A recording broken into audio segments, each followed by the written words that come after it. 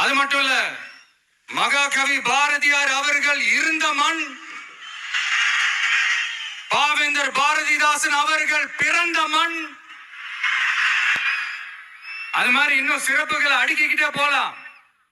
ஆனா அரசியல்னு வந்துட்டா ஒரு முக்கியமான விஷயத்தை பத்தி நம்ம சொல்லி ஆகணும்.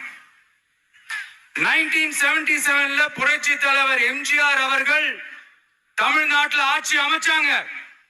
ஆனா அதுக்கு முன்னாடியே 1974 இங்க புதுச்சேரியில அவங்களோட ஆட்சி அமைஞ்சது.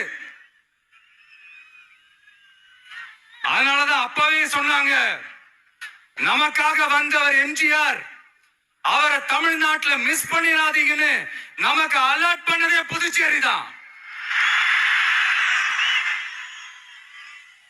அப்படிப்பட்ட புதுச்சேரி நம்மளால மறக்க முடியுமா?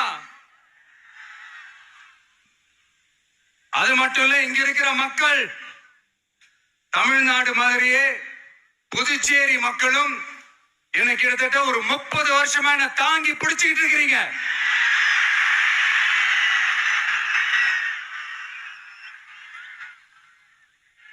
அதனால இந்த விஜய் தமிழ்நாட்டுக்கு மட்டும் தான் குரல் கொடுப்பான்னு நினைக்காதீங்க. அப்படி பண்ணாத தவறு புதுச்சேரி மக்களுக்கும் சேர்த்து தான் குரல் கொடுப்பான். அது என்னுடைய கடமையும் கூட. அதனாலதான் இங்க நீங்க ஃபேஸ் பண்ற பிரச்சனைகளை பத்தி இன்னைக்கு நான் பேசுறதுக்காக வந்திருக்கிறேன். அது மட்டும் இல்ல, இந்த புதுச்சேரி கவர்மெண்ட்டை பத்தி நாம சொல்லியே ஆகணும். இது டெஃபினட்டா தமிழ்நாட்டுல இருக்கிற மாதிரி நம்ம திமுக கவர்மெண்ட் மாதிரி கிடையவே கிடையாது. ஏன்னா